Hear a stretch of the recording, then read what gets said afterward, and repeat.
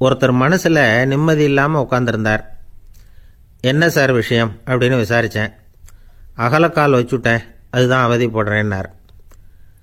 விவரமாக சொல்லுங்கன்னேன்.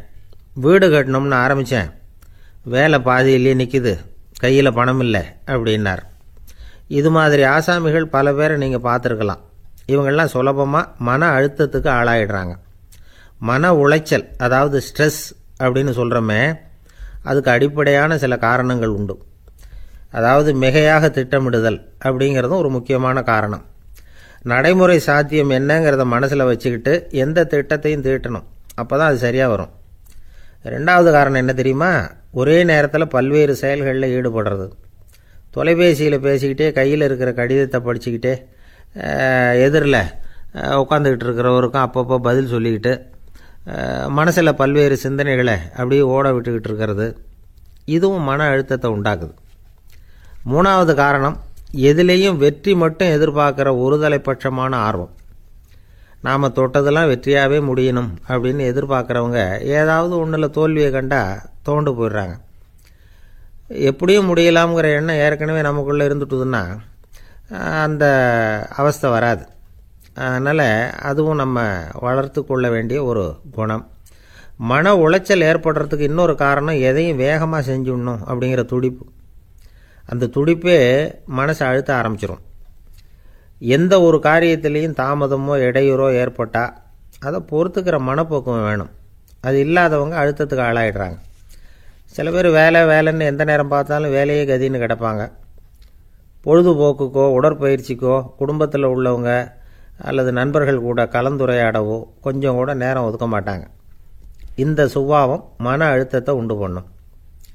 இதையெல்லாம் புரிஞ்சுக்கிட்டு அதிலிருந்து விடுபடுறது எப்படின்னு யோசிக்கணும். வல்லுநர்கள் இது தொடர்பாக சில யோசனைகளை சொல்லி வச்சிருக்கிறாங்க.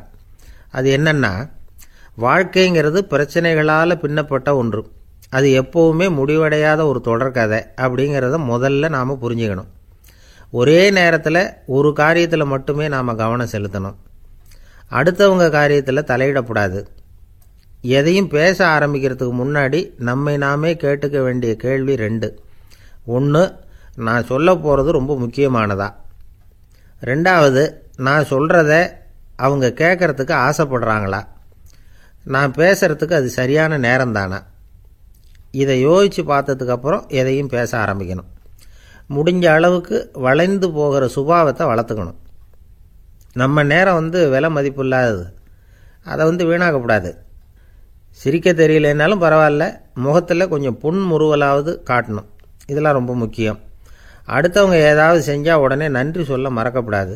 தினமும் கொஞ்சம் நேரத்தை தனிமையில் செலவு பண்ணணும். மன உளைச்சலிருந்து விடுபடுறதுக்கு 3 முக்கிய வழிகள் சொல்கிறாங்க.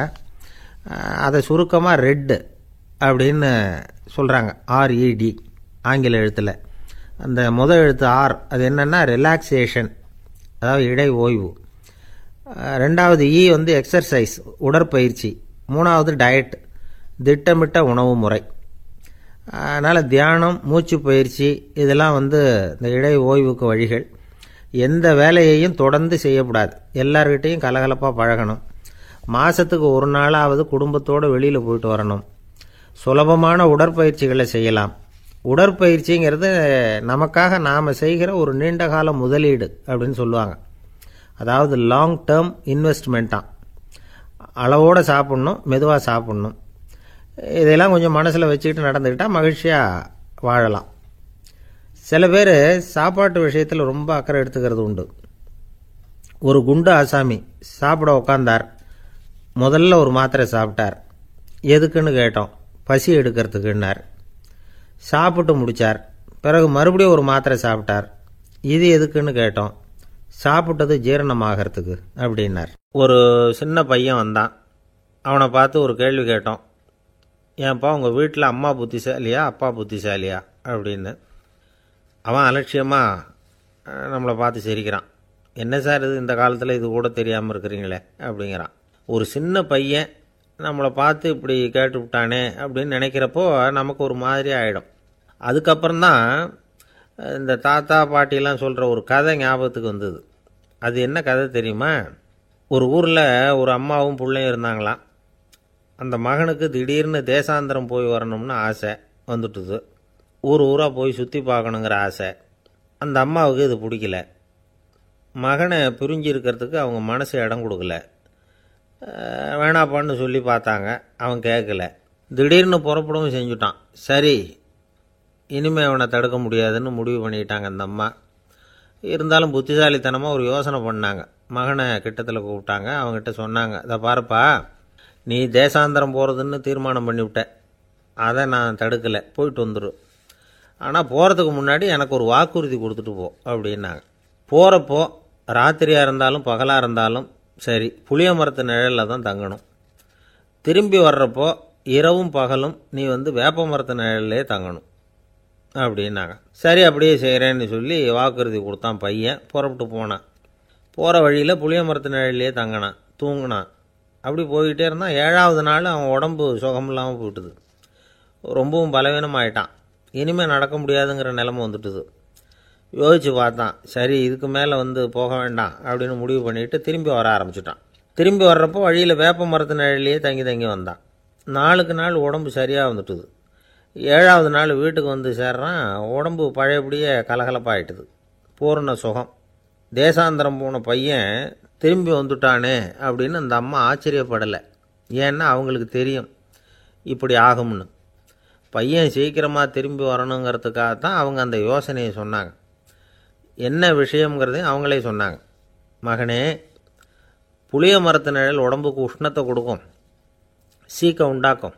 அதனால் நீ தொடர்ந்து புளிய மரத்து நிழலில் தங்கினாவே நோய்க்கு ஆளாயிட்ட. அதனால் பயணத்தை முடிச்சுக்கிட்டு திரும்பி வரணுங்கிற முடிவுக்கு வந்துட்ட. திரும்பி வர்றப்போ நீ தங்கினது வேப்ப மரத்து நிழல். அது உடம்புக்கு குளிர்ச்சியை தரக்கூடியது, நோயை தீர்க்கக்கூடியது. அதனால் சுகமாக வீட்டுக்கு சேர்ந்துட்ட. உன்னோட தேசாந்திர பயணத்தை தடுக்கிறதுக்காக தான் இப்படி பண்ணினேன் அப்படின்னாங்களாம் அந்த அம்மா. பார்த்தீங்களா அம்மாவோட புத்திசாலித்தனத்தை? அப்பாவாக இருந்தால் இப்படியா பண்ணுவார்? ஒரு அப்பா பையன்கிட்ட 10 ரூபா கொடுத்து இதை எடுத்துக்கிட்டு அடுத்த ஊருக்கு போய் அங்கே இருக்கிற மாமா கிட்ட இதை கொடுத்துட்டு வாடா, வழியில் எங்கேயாவது மரத்தடியில் படுத்து தூங்கி விடாதே அப்படின்னு எச்சரிக்கை பண்ணி அனுப்புனாராம். பையனுக்கு எச்சரிக்கையாக வாழறது எப்படிங்கிறத கற்றுக் கொடுக்கறதுக்காக இப்படி பண்ணார். அவன் பணத்தை வாங்கிக்கிட்டு போனான். அப்பா சொன்னதை மறந்துட்டு ஒரு மரத்தடியில் படுத்து தூங்கிட்டான். அவனுக்கு தெரியாமல் அவன் பின்னாடியே போன அப்பா அவன் கையில் இருந்த அந்த 10 ரூபாயை நைஸாக எடுத்துகிட்டு வந்துட்டார். அவன் பையில் தானே வச்சுருந்தான், அது தெரியாமல் எடுத்துகிட்டு வந்துட்டார். அவன் தூங்கிக்கிட்டு இருக்கான். எடுத்துகிட்டு ஒரு மறுபடியும் வீட்டுக்கு வந்துட்டார். பையன் முழிச்சுக்கிட்டு பையை தடவி பார்க்குறான், பணத்தை காணும். அழுதுகிட்டே திரும்பி வந்தான். அப்பா கிட்ட விஷயத்த சொன்னான். அப்பா சிரிச்சுக்கிட்டே சொன்னார், அதுக்கு தான்ப்பா ஆரம்பத்திலேயே எச்சரிக்கை பண்ணினேன், இனிமேலாவது நீ ஜாக்கிரதையாக இருக்கணும் அப்படிங்கிறதுக்காக தான் இப்படி பண்ணினேன். அந்த பணம் எங்கேயும் போயிடலை, நான் தான் அதை உனக்கு தெரியாமல் எடுத்து வச்சிருக்கிறேன்.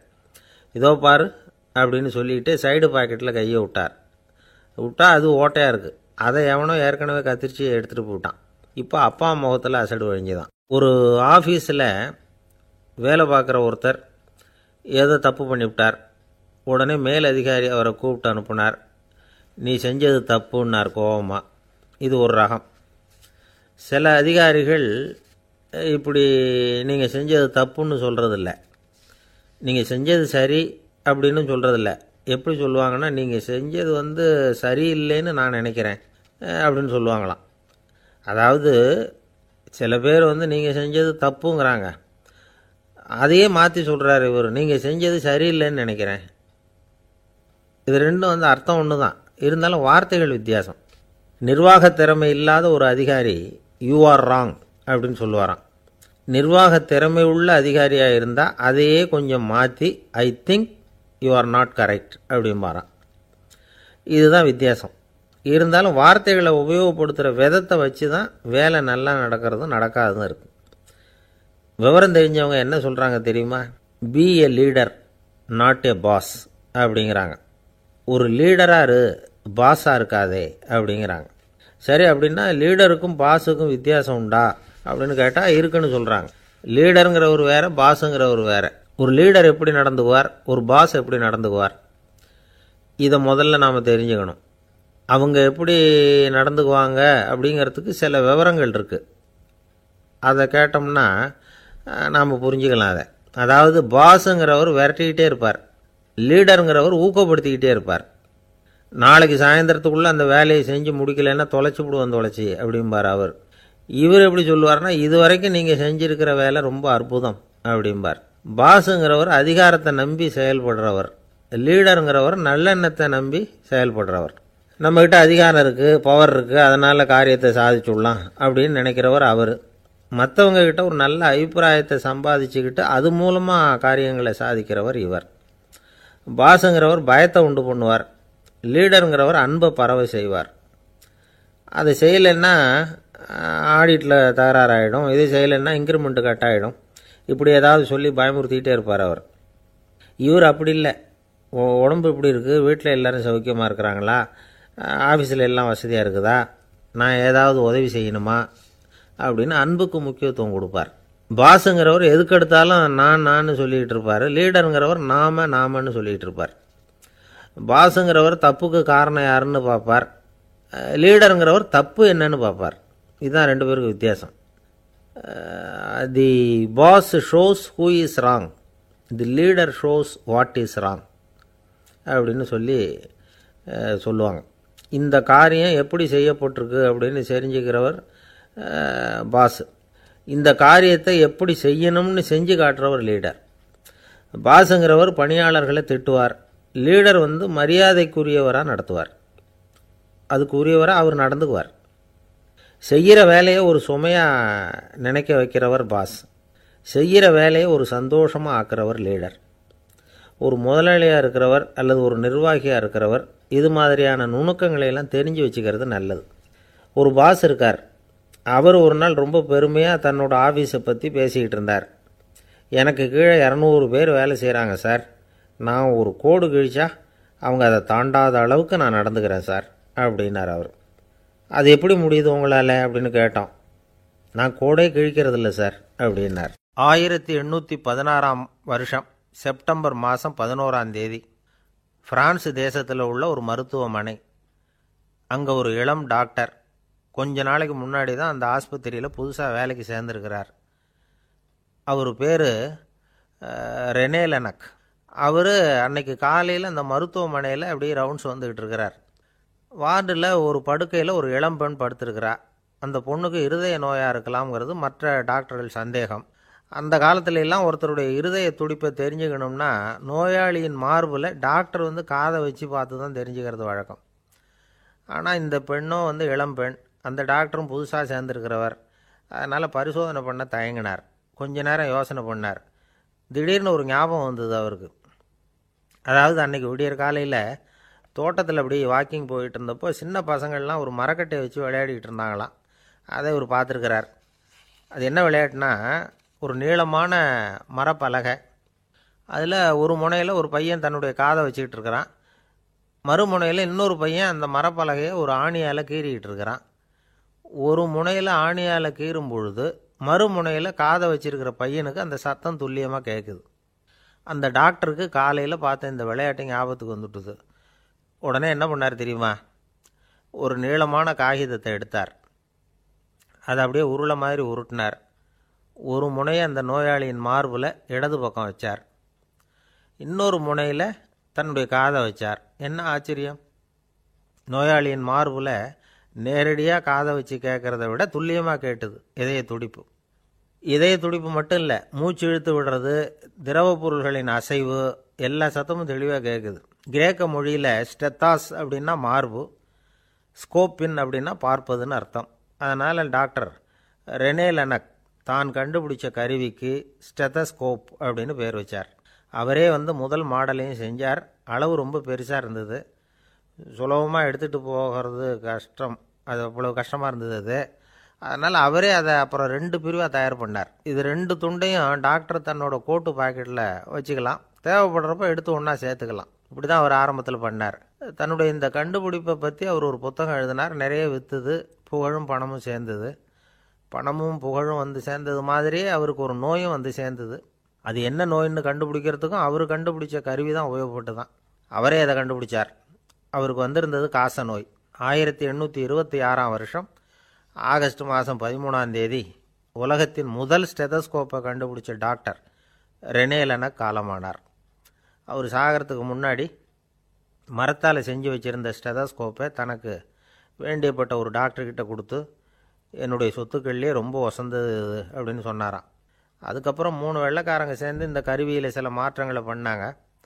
ஆனால் 1829 லண்டனில் டாக்டர் நிக்கோலஸுங்கிறவர் ஒரு காதால் இதய துடிப்பை கேட்குறத விட டாக்டர் 2 காதாலையும் கேட்குறது தான் சரியாக இருக்கும் அப்படின்னு ஒரு கருத்தை வெளியிட்டார். அதுக்கப்புறம் ரொம்ப காலம் கழித்து 1852 ஜார்ஜ் காமான் அப்படிங்கிறவர் ரப்பர் டியூபுகளை உபயோகப்படுத்தி 2 காதாலையும் கேட்குற மாதிரி ஒரு புதிய வடிவத்தை அதுக்கு கொடுத்தார். அதுக்கு பிறகு அது படிப்படியாக எவ்வளவோ மாற்றங்கள் இருந்தாலும் ஆரம்பத்தில் டாக்டர் ரெனே லெனக் உருவாக்கின அடிப்படை மாடலை யாரும் மாற்றி அமைக்கலைங்கிறது தான் முக்கியமான விஷயம். நமக்கு தெரிஞ்ச ஒரு ஆஸ்பத்திரி, அதில் ஒரு நோயாளி, காலை நேரத்தில் நர்ஸு அந்த பக்கமாக போயிட்டு இருந்தாங்க. அதை பார்த்துட்டு ஒரு நர்ஸுன்னு கத்துறார். நர்ஸு அவசரமாக ஓடி வந்து என்ன விஷயம்னு கேட்டாங்க. சிஸ்டர், இங்கே பாருங்கள், உங்கள் டாக்டரை என் நெஞ்சில் ஒரு காதை வச்சு கேட்டுக்கிட்டு இருக்கிறார் அப்படின்னார் நோயாளி. சிஸ்டர் பதட்டப்படாமல், அதனால் என்ன, இந்த டாக்டர் பழமையான விஷயங்களில் ரொம்ப நம்பிக்கை உள்ளவர், அதனால் ஸ்டெதாஸ்கோப்பை உபயோகப்படுத்தாமல் காதை வச்சு கேட்குறார், அது ஒன்றும் தப்பு இல்லை அப்படின்னாங்களாம். ஐயோ, அதுக்காக இல்லை சிஸ்டர், இவர் என் நெஞ்சு மேலே தலையை வச்சது நேற்று ராத்திரி 9 மணி, இப்போ விடிஞ்சு போச்சு, இன்னமும் தலையை எடுக்கவே இல்லை, அதுக்காக தான் சந்தேகப்பட்டு உங்களை கூப்பிட்றேன் அப்படின்னாராம். அம்மாக்காரங்களுக்கு அடிக்கடி ஏற்படுற கவலை ஒன்று உண்டு. அதாவது குழந்தை சரியாக சாப்பிட மாட்டேங்குதே அப்படிங்கிற கவலை. இவங்கெல்லாம் ஒரு விஷயத்தை நல்லா புரிஞ்சுக்கணும். குழந்தைகள்ங்கிறவங்க பெரியவங்க மாதிரி இல்லை. அவங்க கடிகாரத்தில் மணியை பார்த்துட்டு சாப்பிட்றதுக்கு உட்கார்ற ரகம் கிடையாது. பசிச்சா சாப்பிடுவாங்க, இல்லைன்னா விளையாடுவாங்க அல்லது தூங்குவாங்க. அது புரியாமல் அவங்கள கட்டாயப்படுத்தி அல்லது மிரட்டி சாப்பிட வைக்கிறது ரொம்ப தப்பு. ஒரு 8 மாத குழந்தைக்கு 3 மணி நேரத்துக்கு ஒரு தடவை பசிக்கும். அந்த நேரம் பார்த்து சாப்பாடு கொடுத்தா அடம் பண்ணாமல் அது பாட்டுக்கு சாப்பிட்றோம். அதே குழந்தைக்கு 1 வயசு ஆகிறப்போ 4 மணி நேரத்துக்கு ஒரு தடவை பசிக்கும். இந்த வயசில் இயற்கையாகவே பசி குறைஞ்சிருக்கும். அது புரியாமல் என் குழந்தை முன்னாடி மாதிரி இப்போ சரியாக சாப்பிட மாட்டேங்கிறான் அப்படின்னு சில பேர் டாக்டர்கிட்ட போய் சொல்லிக்கிட்டு இருப்பாங்க. இன்னொரு விஷயம், ஒரு குழந்தைக்கு வயசு அதிகமாகிற வேகத்துக்கு உடம்பு எடையும் அதிகமாகிக்கிட்டே போகாது. உடம்பு எடை அதிகமாகிற வேகம் குறைஞ்சிக்கிட்டே வரும். 6 மாத குழந்தைக்கு ஒரு வாரத்தில் 150 கிராம் எடை கூடும். ஒரு வயசில் வாரத்துக்கு 71 கிராம் எடை கூடும். இது புரியாமல் அதிகமாக சாப்பாட்டை கொடுத்து குழந்தைய கஷ்டப்படுத்தக்கூடாது. ஏன்னா அளவுக்கு மீறின உணவு அஜீரணத்தை உண்டு பண்ணிவிடும். குழந்தைக்கு ஒரு தட்டில் கொஞ்சமாக ஆகாரத்தை வச்சு கொண்டுகிட்டு போய் கொடுக்கணும். மலை மாதிரி குவிச்சு வச்சா அதை பார்த்ததுமே பசி அடங்கி போயிடும். அடித்து மிரட்டி பயமுறுத்தி குழந்தைய சாப்பிட வைக்கிற பழக்கம் இருக்குது பாருங்கள், அதுக்கு ஃபுட் ஃபோர்ஸிங் அப்படின்னு பேர். இப்படி பண்ணினா குழந்தைக்கு சாப்பாட்டில் விருப்பம் குறைஞ்சிரும், அதை கண்டாவே வெறுக்க ஆரம்பிச்சிடும். அது மாதிரி உளம் சார்ந்த பசி குறைவு, சைக்கோஜெனிக் அனோரெக்சியா, அது ஏற்படுமா.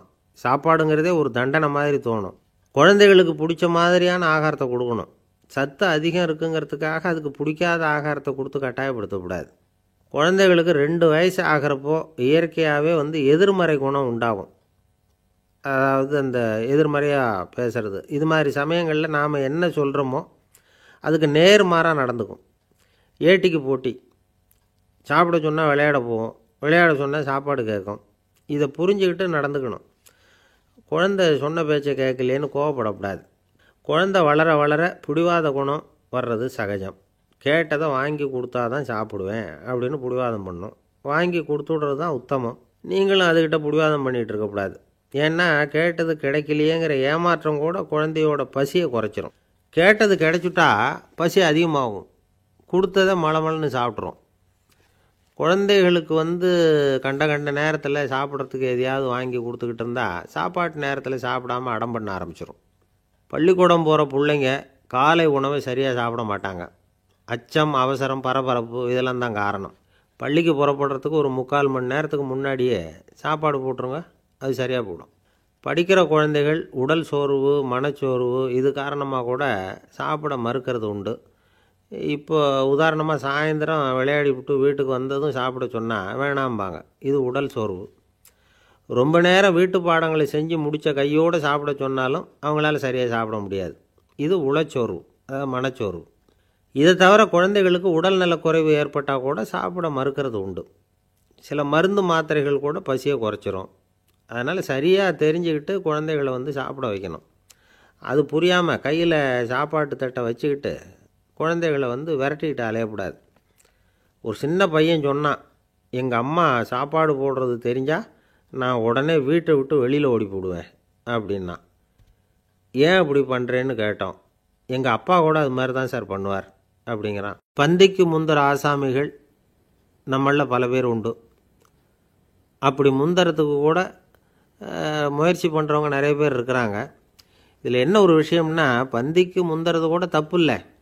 ஆனால் அப்படி ஒரு விருந்தில் ஆளாக போய் உட்காந்து சாப்பிட்டா கூட வெளியில் வர்றப்ப என்ன பெரிய விருந்து வச்சுட்டான், சாம்பாரில் உப்பு இல்லை, ரசத்தில் காரம் இல்லை அப்படின்னு குறை சொல்லிகிட்டே வர்றது இருக்குது பாருங்கள். அது சரியில்லை, நாகரிகமும் இல்லை. கல்யாண பத்திரிகையில் என்ன போட்டிருக்குது, என் பொண்ணுக்கும் இன்னார் பையனுக்கும் கல்யாணம், எல்லாரும் குடும்பத்தோடு வந்திருந்து மணமக்களை ஆசீர்வதிக்கணும், இப்படி தானே போட்டிருக்கோம். குடும்பத்தோடு விருந்து சாப்பிட்டு சாப்பாடு எப்படி இருக்குன்னு அபிப்பிராயம் சொல்லிவிட்டு போங்க அப்படின்னா போட்டிருக்கு கல்யாண பத்திரிகையில். ஒருத்தர் வீட்டு விசேஷத்துக்கு போயிருக்கோம்னா எவ்வளவோ அசௌகரியங்கள் நமக்கு ஏற்படலாம். ஏராளமான கூட்டம் வந்திருக்கும். எல்லாரையும் அவங்க தனித்தனியாக கவனிச்சிக்கிட்டு இருக்க முடியாது. நாம் தான் அனுசரித்து நடந்துக்கணும். நாமளாக போய் வாழ்த்த வேண்டியவங்களை வாழ்த்தி விட்டு சேரணும். அதை விட்டுட்டு பத்திரிக்கை கொடுத்தானேன்னு போனேன், கவனிப்பே சரியில்லை அப்படின்னு புலம்பிக்கிட்டு இருக்கக்கூடாது. ஒரு விருந்துக்கு போனால் அங்கே எப்படி நடந்துக்கணும் அப்படிங்கிறத பற்றி கூட அனுபவசாலிகள் சில விவரங்கள்லாம் சொல்லியிருக்கிறாங்க. இந்த காலத்தில் கல்யாணம், பிறந்த நாள், அது இதுன்னு நிறைய விருந்துகள் நடக்குது. அதெல்லாம் எதுக்காக? மனித உறவுகளை வளர்த்துக்கிறதுக்காக தான், வேறு எதுக்கு? ஒரு விருந்துக்கு போனால் அமைதியாக பொறுமையாக போய் உட்காரணும். அடித்து பிடிச்சிக்கிட்டு இடத்த பிடிக்க போகிறேன் அப்படின்னு நிற்கக்கூடாது. முதல் பந்தி நடந்துக்கிட்டு இருந்தால் அது முடிஞ்சு இலை எடுத்து சுத்தம் பண்ணதுக்கு அப்புறம் போய் உட்கார்றது தான் நாகரீகம். இலை எடுக்கிறதுக்கு முன்னாடியே அங்கே போய் உட்காந்தா நல்லா இருக்காது. நீங்கள் சாப்பிட்டுட்டு உட்காந்துருக்கீங்களா, சாப்பிட்றதுக்கு உட்காந்துருக்கீங்களா, பார்க்குறவங்களுக்கு சந்தேகம் வந்துடும். அதே மாதிரி இலையில் எல்லா ஐட்டமும் பரிமாறினதுக்கு அப்புறம் சாப்பிட ஆரம்பிக்கணும். ஒவ்வொரு ஐட்டமாக வைக்க வைக்க நாம் பாட்டுக்கு எடுத்து உள்ளே தள்ளிகிட்டே இருந்தோம்னா எதை வச்சோம் எதை வைக்கலன்னு பரிமாறினவரே குழம்பி போயிடுவார். ஏன்னா எப்போ பார்த்தாலும் இலை காலியாகவே இருக்கும். சாப்பிட்றப்போ உங்கள் சாப்பாட்டையே நீங்கள் கவனிக்கணும். அடுத்தவங்க இலையில் என்ன இருக்குது, பக்கத்தில் இருக்கிறவர் எதை அதிகமாக சாப்பிட்றார், இதெல்லாம் நமக்கு என்னத்துக்கு? எல்லாரும் சாப்பிட்டு முடிக்கிற வரைக்கும் பொறுமையாக இருக்கிறது தான் நல்லது. நீங்கள் மட்டும் திடீர்னு பாதியில் எழுந்திரிச்சு பக்கத்தில் இருக்கிறவங்களுக்கு சங்கடமாக இருக்குமேங்கிறதெல்லாம் யோசிக்காமல் நீங்கள் பாட்டு எழுந்திரிச்சு போகக்கூடாது. பக்கத்தில் உள்ளவங்க உங்களை எழுந்திரிக்க சொன்னால் எழுந்திரிச்சு போகலாம். விருந்துகளில் சாப்பாட்டை வீணாக்கிறதே ஒரு நாகரிகமாக போட்டுது. இந்த காலத்தில் சாப்பாட்டுக்கே கஷ்டப்பட்டுக்கிட்டு பல பேர் இந்த உலகத்தில் இருக்கிறப்போ சாப்பாட்டை வீணாக்கிறது எவ்வளோ பெரிய மோசங்கிறத நினச்சி பார்க்கணும். வேணுங்கிற அளவுக்கு கேட்டு வாங்கி சாப்பிட்றது தான் முறை. விருந்தில் இந்த பஃபே அப்படின்னு சொல்லி ஒரு முறை சொல்கிறாங்கல்ல, அதாவது உணவு வகைகளையெல்லாம் பொதுவாக ஒரு இடத்துல வச்சுடுறது, நமக்கு தேவையானதை நாமே எடுத்து ஒரு தட்டில் போட்டுக்கிட்டு சாப்பிட வேண்டியது. இதில் கூட சில பேர் தேவைக்கு அதிகமாக எடுத்து போட்டுக்கிட்டு வீணாக்குறாங்க. சில சமயம் கடைசியாக சாப்பிட போகிறவங்களுக்கு எல்லா ஐட்டமும் கிடைக்காம போகலாம். அதை போய் பெருசு பண்ணிகிட்டு இருக்கக்கூடாது. என்ன சார் இந்த அளவுக்கு கூடவா நாகரிகம் தெரியாமல் இருக்கிறோம், இதை போய் பெருசாக சொல்ல வந்துட்டீங்களே அப்படின்னு நினைக்கலாம். ஒருத்தர் 2 பேருக்கு இந்த விவரம் தேவைப்படலாம். அவங்க காதலையும் இது விழட்டுமேங்கிறதுக்காக தான் இது. ஒரு பெரிய கல்யாண விருந்து நடந்துக்கிட்டு இருந்தது. விருந்து மண்டபத்து வாசலில் ஒருத்தர் நின்றுக்கிட்டு வர்றவங்களையெல்லாம் ரொம்ப மரியாதையாக வணங்கி உள்ளே அனுப்பி வச்சுக்கிட்டு இருந்தார். எப்படி தெரியுமா? வர்றவங்க கையெல்லாம் பிடிச்சி முத்தம் கொடுத்து அதுக்கப்புறம் உள்ளே அனுப்பி வச்சுக்கிட்டு இருந்தாராம். கூட்டம்லாம் முடிஞ்சதுக்கப்புறம் அவர்கிட்ட போய் கேட்டிருக்கிறாங்க, சார் நானும் எவ்வளவோ விருந்துகளுக்கு போயிருக்கிறேன், இருந்தாலும் இவ்வளவு மரியாதையாக வர்றவங்க கைக்கெல்லாம் முத்தம் கொடுத்து வரவேற்கிறத இங்கே தான் பார்க்குறேன் அப்படின்னு சொன்னாங்க. அதுக்கு அவர் சொன்னார், அட போங்க சார், நான் முத்தம் கொடுக்கல, முந்தின பந்திக்கு சாப்பிட்டவங்களே அடுத்த பந்திக்கும் வர்றாங்களான்னு மோந்து பார்த்து அனுப்பி வச்சுக்கிட்டு இருந்தேன் அப்படின்னார். ஒரு பல்கலைக்கழகம், அங்கே ஒரு இலக்கிய பேராசிரியர், அவர் பாடம் நடத்திக்கிட்டு இருந்தார். ராபர்ட் ப்ரௌனிங் எழுதிய கவிதைகளை பற்றி சொல்லிகிட்டு இருக்கிறார். மாணவர்களும் ரொம்ப அக்கறையாக அதை கேட்டுக்கிட்டு இருக்கிறாங்க. ஒரு குறிப்பிட்ட கவிதையை பற்றி சொல்லும் பொழுது அந்த பேராசிரியருக்கே ஒரு சந்தேகம். அதாவது அந்த கவிதையின் சரியான அர்த்தம் என்னங்கிறதுல சந்தேகம். பேராசிரியர் யோசனை பண்ணார். அந்த கவிதையை முழுசாக புரிஞ்சிக்க முடியல. அதனால் மாணவர்களை பார்த்து சொன்னார், மாணவர்களே ஒரு நாள் பொறுத்துங்க, இந்த கவிதையை எழுதின கவிஞர் எங்கள் வீட்டுக்கு பக்கத்தில் தான் இருக்கிறார். இன்றைக்கி சாயந்தரம் நான் அவரை நேர்லேயே போய் பார்க்குறேன். பார்த்து இதுக்கு என்னங்க அர்த்தம்னு கேட்டுட்டு வந்துடுறேன்.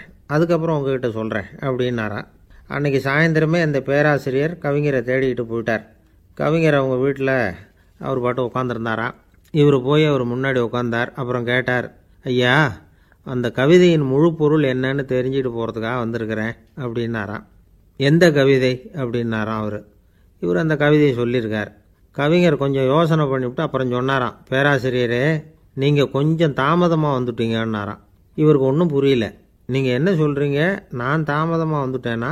நீங்கள் தான் உயிரோடு இருக்கிறீங்களே, அப்படி இருக்கும்பொழுது நான் தாமதமாக வந்துவிட்டேன்னா அது எப்படி அப்படின்னு இவர் குழம்பியிருக்கிறார். இப்போ கவிஞர் சொன்னாராம், ஐயா, நான் உயிரோடு இருக்கிறேன்னா இல்லையாங்கிறது முக்கியம் இல்லை. நான் அந்த கவிதை வரிகளை எழுதினப்போ 2 பேருக்கு அதோட அர்த்தம் தெரிஞ்சிருந்தது. இப்போ ஒரே ஒருத்தருக்கு தான் அதோட அர்த்தம் தெரியும் அப்படின்னாராம். பேராசிரியர் யோசனை பண்ணியிருக்கார். அப்படின்னா அந்த ஒருத்தர் கவிஞர் ராபர்ட் ப்ரௌனிங்கை தவிர வேறு யாராக இருக்க முடியும்? இவர் தான் அப்படிங்கிறத அவர் மனசில் நினச்சிக்கிட்டார். அதனால் சொன்னார், ஐயா, நான் தாமதமாக வரல, அந்த கவிதையின் பொருள் என்ன அது சொல்லுங்கன்னார். பேராசிரியரே, நான் சொல்கிறது உங்களுக்கு புரியலன்னு நினைக்கிறேன். நான் இந்த வரிகள் எழுதினப்போ 2 பேருக்கு அதோட அர்த்தம் தெரிஞ்சிருந்தது. அந்த 2 பேர் யாருன்னா, ஒருத்தர் ராபர்ட் ப்ரௌனிங், அதாவது நான், இன்னொருத்தர் கடவுள். இப்போ அது கடவுளுக்கு மட்டும்தான் தெரியும். நானே இதை பற்றி பல தடவை யோசனை பண்ணி பார்த்தேன். இது ரொம்ப அழகானது, ஆனாலும் ரொம்ப வழுக்கலானது. அதை பிடிச்சிட்டோம்னு நினச்சிக்கிட்டு இருக்கும் பொழுதே காற்று மாதிரி அது உங்ககிட்ட இருந்து ஓடி போயிடுது. எனக்கு ரொம்பவும் வருத்தமாக தான் இருக்குது. நிச்சயமாக நான் தான் இந்த வரிகளை எழுதியிருக்கிறேன். அதில் அர்த்தம் இருக்குங்கிறது எனக்கு தெரியும். அதை நான் உணர்றேன். ஆனால் நீங்கள் என்னை மன்னிக்கணும். எனக்கே கூட அதை என்னால் விளக்க முடியல. அப்படி இருக்கும் பொழுது உங்களுக்கு எப்படி அதை நான் விளக்க முடியும் அப்படின்னாராம் அந்த கவிஞர். அனுபவிக்கப்படக்கூடிய எல்லாமே விளக்கப்படக்கூடிய ஒன்றல்ல, விளக்கப்படும் எல்லாமே அனுபவிக்கப்படக்கூடிய ஒன்றல்ல அப்படிங்கிறது ஞானிகளுடைய கருத்து. அதுக்காக தான் அந்த சம்பவம். வாழ்க்கையில் நீங்கள் தொடர்ந்து ஆய்வு செய்து கொண்டே இருக்கக்கூடிய விளக்கங்களை ஒருபோதும் அடைய முடியாத பரிமாணங்கள் இருக்கிறதுனால தான் அது அலுப்பு தட்டாமல் இருக்குது. உங்களால் நிறைய அனுபவிக்க முடியும். இருந்தாலும் நீங்கள் அனுபவித்து அறிந்த விஷயங்கள் கூட வார்த்தைகளால் விளக்கப்பட முடிவதில்லை அப்படிங்கிறது பெரியோர் சிந்தனை. இதெல்லாம் ஒரு பக்கம் இருக்கட்டும். நமக்கு தெரிஞ்ச பேராசிரியர் ஒருத்தர் 1 மணி நேரம் ரொம்ப விவரமாக வகுப்பு எடுத்தார். கடைசியாக சொன்னார், மாணவர்களே, ரொம்பவும் எளிமையாக விளக்கமாக எல்லா விவரமும் சொல்லியிருக்கிறேன். அதனால் இதில் உங்களுக்கு சந்தேகம் வர்றதுக்கு வாய்ப்பே இல்லை. இருந்தாலும் கேட்க வேண்டிய கடமை கேட்குறேன். இது வரைக்கும் நடத்தினதில் யாருக்காவது ஏதாவது சந்தேகம் உண்டா அப்படின்னு கேட்டாராம். எனக்கு ஒரே ஒரு சந்தேகம்தான் சார் அப்படின்னு எழுந்திரிச்சு நிற்கிறான் ஒருத்தன். என்னன்னு கேட்டாராம். இது வரைக்கும் நீங்கள் என்ன பாடம் சார் நடத்துனீங்க அப்படின்னானா அவன். என்ன சார் உங்கள் பையன் என்ன செஞ்சுக்கிட்டு இருக்கிறான் இப்போது அப்படின்னு கேட்டார் ஒருத்தர். அடிக்கடி கண்ணாடி முன்னாடி நின்று அழகு பார்த்துக்கிட்டு இருக்கிறான் சார் அப்படின்னாரு அப்பா. இளம் பருவம் இப்படி தான் இருக்கும், அதையெல்லாம் சாதாரணமாக நினச்சிடாதீங்க அப்படின்னாரு அவர். என்ன சார் சொல்கிறீங்க? கண்ணாடி முன்னாடி நின்றுக்கிட்டு நேரத்தை வீணாக்கிக்கிட்டு இருக்கான், அதை ஒரு பெரிய விஷயமாக நான் நினைக்கணுமா அப்படின்னாரு இவர். இளம் பருவத்தில் இளைஞர்களுக்கும் சின்ன பொண்ணுங்களுக்கும் அடிக்கடி கண்ணாடியில் பார்க்கணும்னு தோணும். அது வெறுமனே அழகு பார்க்குறது மட்டும் இல்லை, அவங்க தங்களையே தேடி கண்டுபிடிக்கிற ஒரு முயற்சி அது. இது ஒரு மனோதத்துவ விளைவு. இது வரைக்கும் சின்ன பிள்ளையாக இருந்துட்டோம், இனிமேல் நாமளும் மற்றவங்க மாதிரி மனிதர்கள் தான் அப்படிங்கிற உணர்வு அவங்களுக்கு வருது. தங்களோட முகம் எப்படி இருக்குது, அழகு எப்படி இருக்குது, உடம்பு நேரம் எப்படி இருக்குது, முடி எப்படி இருக்குது அப்படிங்கிறதையெல்லாம் கண்டுபிடிக்கிறாங்க. அதுக்கப்புறம் இன்னொரு ஆணோ பொண்ணோ தன்னை கவனிக்கணும் அப்படின்னு நினைக்கிறாங்க. இதெல்லாம் மனோதத்துவ உண்மைகள், இதெல்லாம் இயற்கை. இதை பார்த்துட்டு பெற்றவங்க பிள்ளைங்க கெட்டு போட்டாங்க அப்படின்னு நினைக்கக்கூடாது, அவங்கள திட்டிக்கிட்டே இருக்கக்கூடாது. இன்றைக்கி பல குடும்பங்களில் இதுதான் நடந்துக்கிட்டு இருக்குது. மனுஷ வாழ்க்கையிலேயே இப்படியும் இல்லாத அப்படியும் இல்லாத ஒரு பருவம் இளம் பருவம். 13லேருந்து 19 வயசுக்கு உட்பட்ட ஆண்கள் பெண்கள் இந்த வகையை சேர்ந்தவங்க, டீனேஜ் குரூப். இவங்கள சின்னவங்கன்னு நினச்சிட முடியாது, பெரியவங்கன்னு நினச்சிட முடியாது. இவங்க ரொம்ப சென்சிட்டிவ். சமூகம் நினச்சா இவங்களை நல்லவங்களாகவும் ஆக்கலாம், கெட்டவங்களாகவும் ஆக்கலாம். கொஞ்சம் அக்கறை எடுத்துக்கிட்டால் பெரிய பெரிய மேதைகளையும் விஞ்ஞானிகளையும் உருவாக்கலாம். ஆனால் நடக்கிறது என்ன தெரியுமா? அநேகமாக இவங்களை யாருமே சரியாக புரிஞ்சுக்கிறது இல்லை, இவங்களை சரியாக நடத்துறதும் இல்லை. இது வரைக்கும் நாம் சொல்கிறத கேட்டுக்கிட்டு இருந்தான், இப்போல்லாம் அவன் இஷ்டத்துக்கு நடக்க ஆரம்பிச்சுட்டான் அப்படின்னு வருத்தப்படுற பெற்றோர்கள் அதிகம். இது வருத்தப்படுற விஷயம் இல்லை, சந்தோஷப்பட வேண்டிய விஷயம். உங்கள் புள்ள சொந்தமாக யோசிக்க ஆரம்பிக்கிறதும் நடந்துக்க ஆரம்பிக்கிறதும் ஒரு தப்பான விஷயமா? அவன் கடைசி வரைக்கும் உங்கள் பேச்சையே கேட்டுக்கிட்டு இருக்கணுங்கிறது என்ன நியாயம்? இன்றைக்கி இளைஞர்களை பெரியவங்க தப்பாக புரிஞ்சுக்கிட்டு தவறாக நடத்துறதுனால தான் அவங்களுக்கு வெறுப்பு, எரிச்சல், மனக்கசப்பு எல்லாம் உண்டாகுது. பெற்றவங்க சரியாக மதிக்கிறது இல்லை அப்படிங்கிற ஒரே காரணத்தினாலேயே வீணாக போகிற பிள்ளைங்க இன்றைக்கி அதிகம். சரி, பெற்றவங்களுக்கு இன்றைக்கி என்ன தான் புத்தி சொல்ல வர்றீங்க அப்படின்னு கேட்குறீங்களா? நாம் எதையும் சொல்ல வரல. ஆனால் அது சம்பந்தமான சில நிபுணர்கள் சொல்லியிருக்கிறத உங்கள் காதில் போட்டு வைக்கலாம். அது என்னென்னா, பிள்ளைங்க கிட்ட அன்பு செலுத்துங்க. குழந்தையாக இருந்தப்போ எவ்வளவு பாசமாக இருந்தீங்க, வளர வளர அதை ஏன் குறைச்சிக்கிறீங்க? பெற்றவங்களின் அன்பான வார்த்தைகளுக்கு ஏங்குறவங்க தான் இன்றைய இளைஞர்கள். அவங்க எதை சொன்னாலும் அதை அக்கறையாக காது கொடுத்து கேளுங்க, அலட்சியப்படுத்தாதீங்க. அவங்க விரும்புகிறது உங்கள்கிட்டேருந்து ஒரு மதிப்பு, மரியாதை, அங்கீகாரம், இவ்வளவு தான். அவங்களாவே முடிவுகள் எடுக்கட்டும், அதுக்கு நீங்கள் உதவியாக இருங்க, அது போதும். மற்றவங்க முன்னாடி, முக்கியமாக அவங்க நண்பர்கள் முன்னாடி அவங்கள பற்றி மட்டமாக பேசாதீங்க. அவங்கக்கிட்ட பொய் சொல்லக்கூடாது. நீங்கள் சொன்னது பொய்ன்னு தெரிஞ்சு போச்சுன்னா உங்கள் பேரில் அவங்களுக்கு இருக்கிற மதிப்பு போயிடும், நம்பிக்கை போயிடும். அவங்களுக்கு முன்னாடி நீங்கள் சண்டை போடக்கூடாது. உங்கள் பிள்ளைய எப்பவும் இன்னொரு பிள்ளையோட ஒப்பிட்டு பேசுகிற வேலையே வேணாம். கூட பிறந்த மற்றவங்களோட கூட ஒப்பிடக்கூடாது. இப்படி செஞ்சால் அவன் உங்ககிட்டையும் பிரியமாக இருக்க மாட்டான், அவங்ககிட்டையும் பிரியமாக இருக்க மாட்டான். புள்ள எங்கே போகிறான், என்ன பண்ணுறான் அப்படின்னுலாம் துப்பறிஞ்சிக்கிட்டு இருக்கக்கூடாது. இளைஞர்கள் தனிமையை விரும்புகிறவங்க. அவங்கள பெட்டியில் வச்சு மூடி பாதுகாக்கணும்னு நினைக்கக்கூடாது. அவங்கள எப்படி பாதுகாக்கிறது அப்படிங்கிறது அவங்களுக்கே தெரியும். உங்கள் புள்ள எப்படி நடந்துக்கணும்னு நீங்கள் எதிர்பார்க்குறீங்களோ அது மாதிரி நீங்கள் நடந்து காட்டுங்க, அது போதும். ஒரு வீட்டில் அப்பாவும் அம்மாவும் பேசிக்கிட்டு இருக்கிறாங்க. என்னங்க, நம்ம பொண்ணு பெரியவளாயிட்டா, அடிக்கடி கண்ணாடி முன்னாடி போய் நின்றுக்கிட்டு இருக்கிறா, சீக்கிரமாக ஒரு பையனை பார்த்து கல்யாணத்தை முடிக்காமல் இப்படி மசன்னு கல் மாதிரி உட்காந்துருக்குறீங்களே அப்படின்னு சத்தம் போட்டாங்க அந்த அம்மா. அவசரப்படாத, பார்க்குறதுக்கு கண்ணுக்கு அழகாக லட்சணமாக புத்திசாலியாக ஒரு பையன் கிடைக்க வேணாமா, அதுதான் பார்த்துக்கிட்டு இருக்கிறேன் அப்படின்னார் அப்பா. இதுக்கு அந்த அம்மா சொல்கிறாங்க, எங்கள் அப்பா இப்படியெல்லாம் நினச்சிக்கிட்டு இருந்திருந்தா எனக்கு கல்யாணமே ஆயிருக்காது தெரியுமா அப்படின்னாங்களாம்.